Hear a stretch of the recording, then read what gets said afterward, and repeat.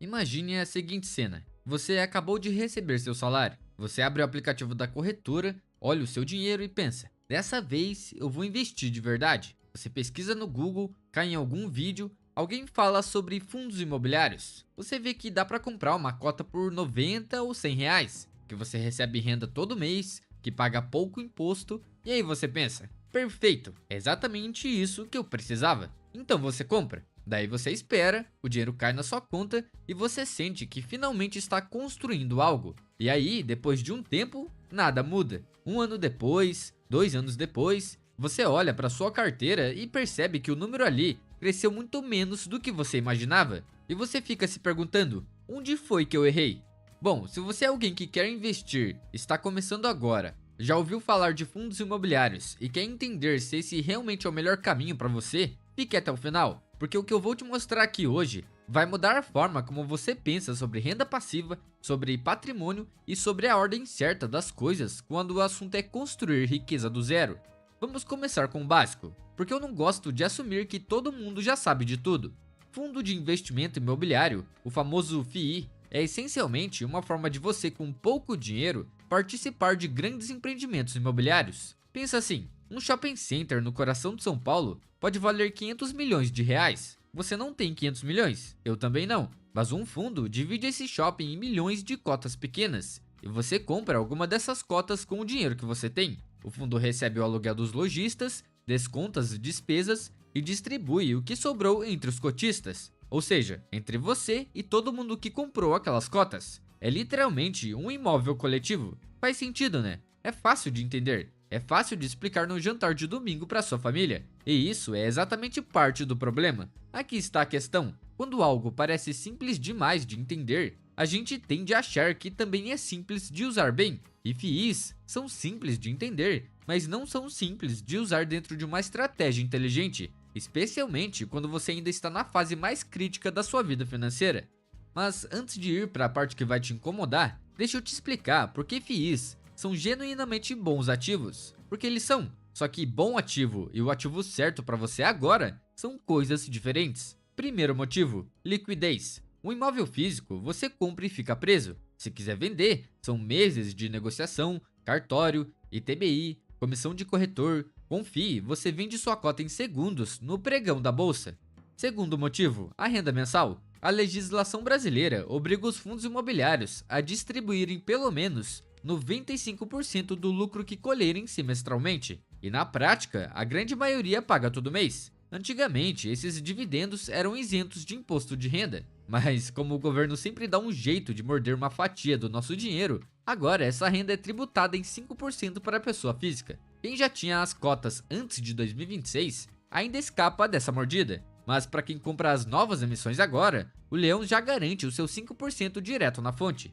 O terceiro motivo é a diversificação com pouco dinheiro. Por 300 reais, você pode ter uma participação em 20 imóveis diferentes, em 5 cidades, com inquilinos distintos. Se você fosse comprar um imóvel físico, precisaria de 300 mil para ter um único apartamento, em um único lugar, com um único inquilino que pode ou não pagar o aluguel. E ainda tem a diferença entre os tipos de fundo, que a maioria das pessoas mistura. Existem os fundos de tijolo, que são os que investem em imóveis físicos de verdade, como galpões logísticos, lajes corporativas, shoppings, hospitais. E existem os fundos de papel, que não têm imóvel nenhum. Na verdade, eles investem em títulos de dívida do setor imobiliário, como os CRIs, os Certificados de Recebíveis Imobiliários. Cada um tem uma lógica diferente de risco e retorno, e tratar os dois como a mesma coisa é um dos erros mais comuns que eu vejo iniciantes cometendo. Agora preste atenção, tem uns conceitos que você precisa dominar se quiser avaliar um FII de verdade. O primeiro é o Dividend Yield. É simplesmente quanto o fundo pagou de dividendos no último ano dividido pelo preço atual da cota. Se uma cota custa 100 reais e o fundo pagou 12 reais em dividendos no ano, o Dividend Yield é de 12% ao ano. Parece ótimo, né? Mas aqui está o que a maioria das pessoas não percebe. Dividend Yield alto nem sempre significa fundo bom. Às vezes, significa que o preço da cota caiu muito e a conta fica esticada artificialmente. Fundo pagando 12% pode ser um fundo excelente ou pode ser um fundo com um problema sério de vacância que o mercado já precificou. O segundo conceito é o P sobre VP. o preço sobre o valor patrimonial. Esse aqui é poderoso. O valor patrimonial de um fundo é quanto valem os imóveis que ele tem, dividido pelo número de cotas. Se um fundo tem imóveis avaliados em 100 milhões e tem 1 milhão de cotas, o valor patrimonial por cota é de R$ 100. Agora, se a cota está sendo negociada na bolsa por R$ 80, o P sobre VP é de 0,80. Ou seja, você está comprando o ativo que vale 100 por 80. Parece barganha, e às vezes até é, ou também é uma armadilha. E o mercado frequentemente distorce esse número por pânico ou por euforia. Em 2020, durante a pandemia, vários fundos de laje corporativa despencaram para P sobre VPs de 0,6 e 0,5. Quem entendeu o que estava acontecendo e comprou, ganhou muito dinheiro. Quem não entendeu, vendeu na baixa com medo.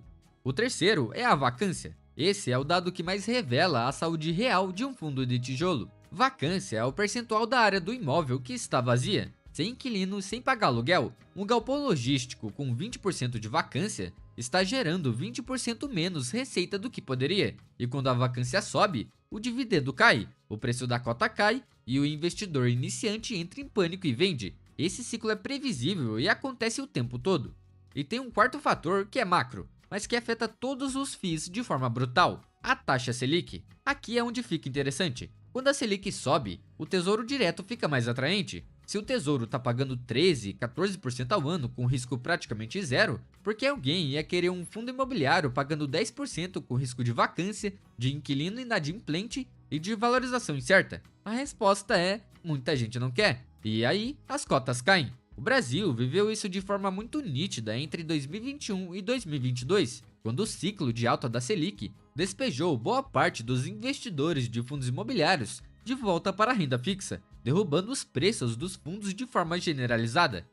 Agora você deve estar pensando: tá, mas então o fundo imobiliário é ruim? Não, FII é excelente, para o perfil certo no momento certo, porque aqui está o problema central. FII é um ativo de renda e de preservação patrimonial. Ele não foi desenhado e não funciona como um motor de multiplicação de capital. E quando você tem pouco dinheiro e está no início da sua jornada financeira, o que você precisa não é de renda, você precisa de crescimento. Deixa eu te mostrar isso na matemática. Imagine que você tem R$ 10.000 hoje e vai investir durante 20 anos. Cenário A: você investe em FIIs com um dividend yield médio de 8% ao ano e você gasta os dividendos todo mês, que é exatamente o que a maioria das pessoas faz quando começa a receber renda passiva. Afinal, esse era o objetivo, não é? Depois de 20 anos, suas cotas podem ter se valorizado aproximadamente no ritmo da inflação. Digamos que o valor real ficou praticamente estagnado. Você tem R$ 10.000 em poder de compra. Você recebeu renda todo mês, mas não construiu patrimônio adicional. Cenário B: você decide investir em ações de boas empresas, aceita a volatilidade no meio do caminho e no longo prazo, seu portfólio passa a crescer em média 8% ao ano acima da inflação. E sendo bem sincero, alcançar esse nível de retorno com ações não é algo tão difícil quanto parece. Se, por exemplo, você tivesse uma carteira com as 20 maiores empresas da bolsa que apresentaram lucros consecutivos e crescentes ao longo dos últimos 10 anos, o retorno real histórico fica próximo de 10 a 13% ao ano. Ou seja, aplicando apenas dois filtros simples, empresas grandes e com lucros consistentes, você já teria um desempenho muito superior ao de grande parte dos fundos imobiliários. E depois de 20 anos, graças ao efeito dos juros compostos, aqueles mesmos R$ 10.000 iniciais poderiam se transformar em algo entre R$ 46.000 e R$ 90.000 em poder de compra, já descontando a inflação. A diferença é de quase 10 vezes. Agora você deve estar pensando: mas Lipe, e se eu reinvestir os dividendos dos fundos imobiliários? Bom, boa objeção, vamos fazer a conta. Se você reinvestir absolutamente tudo e conseguir um retorno real médio de 8% ao ano durante 20 anos, aqueles R$ 10.000 virariam aproximadamente R$ 46.000 em poder de compra. A gente já viu essa conta, e sim, isso é muito melhor do que simplesmente deixar o dinheiro parado. O problema é a comparação. Quando a gente olha para os fundos imobiliários que mais entregaram retorno real nos últimos 10 anos, os números geralmente ficam entre 8% e 10% ao ano acima da inflação. Agora, quando fazemos o mesmo exercício com as ações que mais performaram no mesmo período, os retornos reais ficam na faixa de 15% a 20% ao ano. E aqui entra um ponto que pouca gente entende. A diferença parece pequena no papel, mas no longo prazo ela se transforma em um abismo. Para você ter uma noção, enquanto investir R$ 500 por mês durante 30 anos, Com um retorno de 10% ao ano, você consegue acumular um patrimônio de R$ 1 milhão e investir a mesma quantia, só que com um retorno de 18% ao ano, seu patrimônio saltaria para mais de 5 milhões.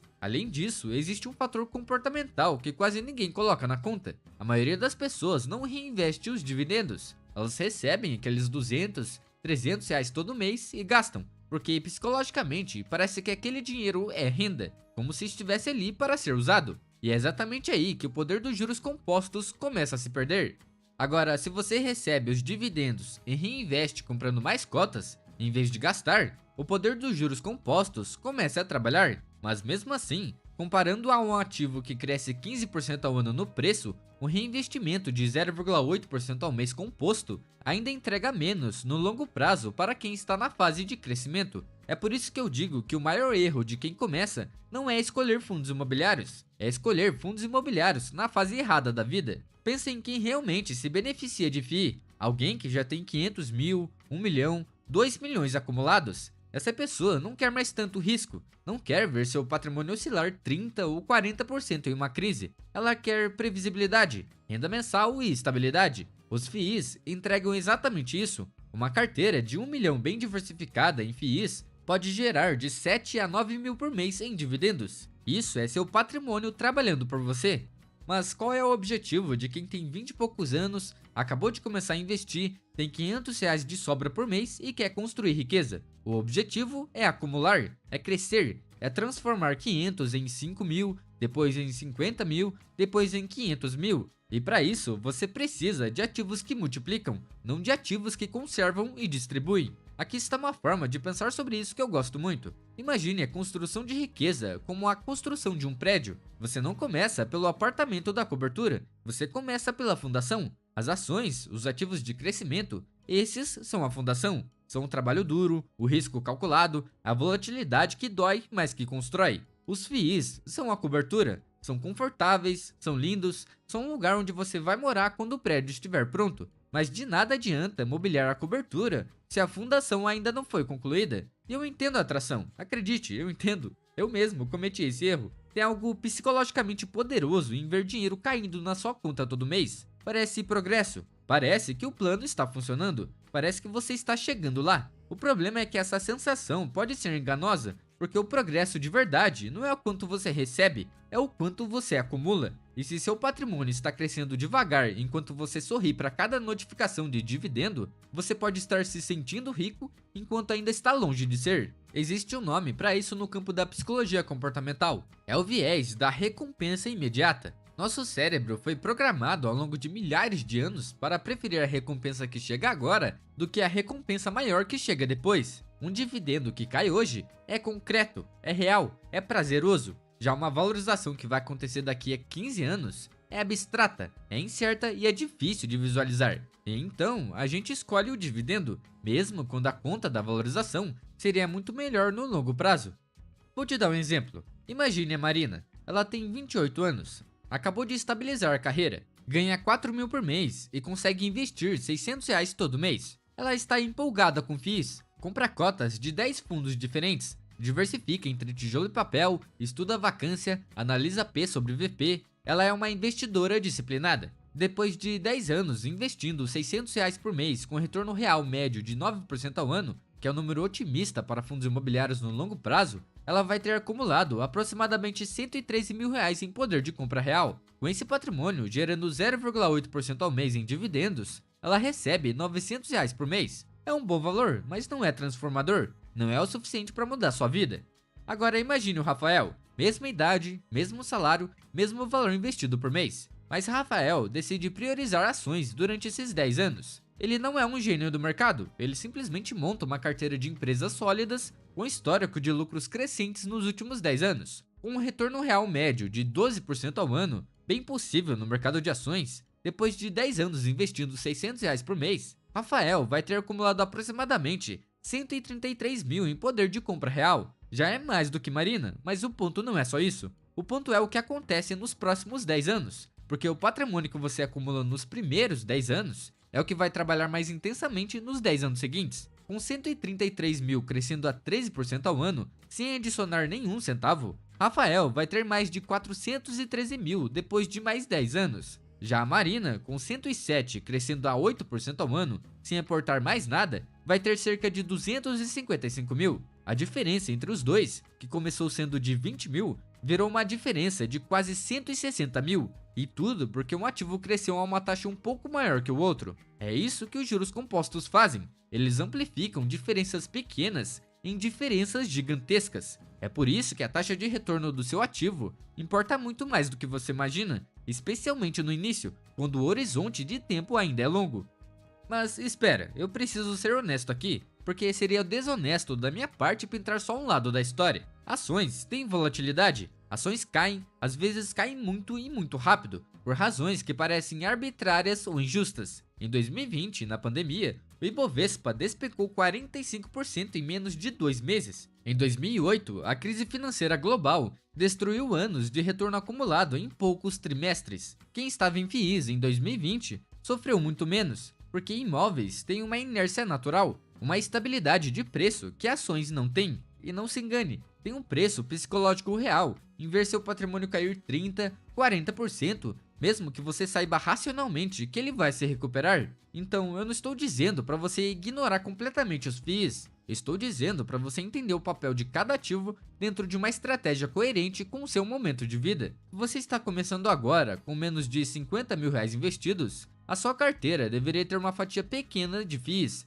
talvez 10 a 15%, só para você aprender a analisar esses ativos, sentir como funcionam, entender a dinâmica dos dividendos e da cotação. O restante deveria estar em ativos com maior potencial de crescimento. Você está plantando, não está colhendo ainda. Se você já tem entre 100 e 300 mil reais investidos, começa a fazer sentido aumentar um pouco a fatia de FIIs, talvez para 25 a 30%. Você já tem uma base. Começar a construir um fluxo de renda passiva, mesmo que ainda pequeno, começa a ser razoável. E mais do que isso, você começa a usar os dividendos como uma ferramenta de reinvestimento disciplinado, comprando mais cotas nos momentos de queda e aproveitando as distorções de P sobre VP. Acima de 500 mil, a conversa muda um pouco. Aqui, os fundos imobiliários já podem ter um papel maior, talvez 40% a 50%. Com 250 mil em fundos imobiliários, gerando 0,8% ao mês, nós estamos falando de 2 mil por mês em renda. Isso complementa salário,